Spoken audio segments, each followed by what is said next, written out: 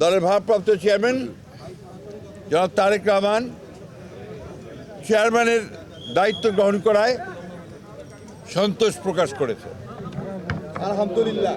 এবং চেয়ারম্যান দল পরিচালনার ক্ষেত্রে যেন সফল হতে পারেন সেই জন্য সবাই দোয়া করেছে। প্রিয় সাংবাদিক বন্ধুগণ, এর পরের যে সিদ্ধান্ত আমরা নিয়েছি, এই সিদ্ধান্তটি হচ্ছে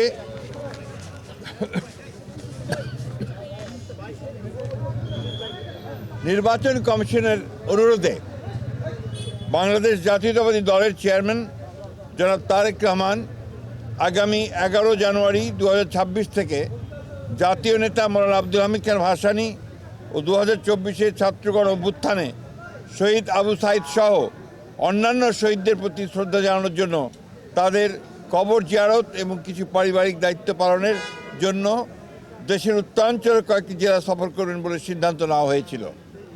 এ ব্যাপারে নির্বাচন কমিশনের অনুরোধে বাংলাদেশ জাতীয়তাবাদী দলের চেয়ারম্যানের এই সফর স্থগিত ঘোষণা করা হয়েছে। আমরা যে আপনারা ইতিমধ্যেই এই খবরটা সবাই জানেন।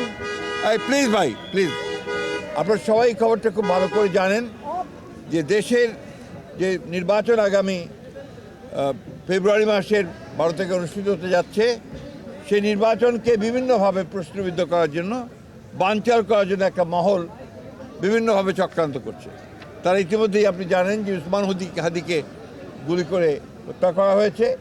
একইভাবে বিভিন্ন জায়গায় রাজনৈতিক দলের নেতৃবৃন্দকে, বিশেষ করে বিএনপির অনেক কয়েকজন নেতৃবৃন্দকে গুলি করা হয়েছে এবং তারা শহীদ হয়েছেন।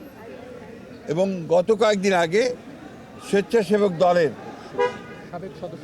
সাবেক সদস্য সচিব দক্ষিণে না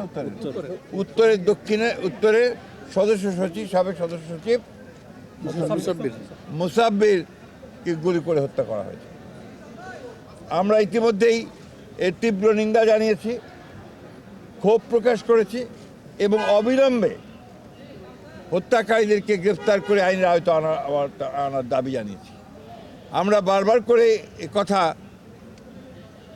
সরকারকে এবং নির্বাচন কমিশনকে জানিয়েছি, জানাতে চাই আবারও, যে এই ধরনের হত্যাকাণ্ড ঘটতে থাকলে এই দেশে নির্বাচনের পরিবেশ বিনষ্টতা হবে এবং নির্বাচনের পরিবেশ যেন বিনষ্ট না হয় তার জন্য সকল প্রকার উদ্যোগ গ্রহণ করার জন্য, সক্রিয় কার্য প্রক্রিয়া নেওয়ার জন্য আমরা আবারও সরকার এবং নির্বাচন কমিশনকে আহ্বান জানাচ্ছি।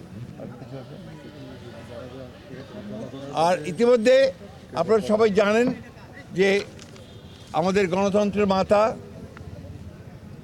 অবিসংবাদী নেত্রী এবং আমাদের আপসীর নেত্রী দেশনেত্রী বেগম খালেদা জিয়ার ইন্তেকালের পরে তার জানাজায় যে শরণার্থী কালের বৃহত্তম জানাজা অনুষ্ঠিত হয়েছিল এবং বৃহত্তম জানাজা অনুষ্ঠিত হয়েছিল, সেই জানাজায় মানুষের যে সমাগম হয়েছিল এটা এই বাংলাদেশে আর কখনো দেখা যায়নি। আমরা যারা স্বতঃস্ফূর্তভাবে সবাই এই জানাজায় অংশ নিয়েছিলেন, আমরা দলের পক্ষ থেকে সমস্ত জনগণকে আমরা আন্তরিকভাবে কৃতজ্ঞতা এবং ধন্যবাদ জানাচ্ছি।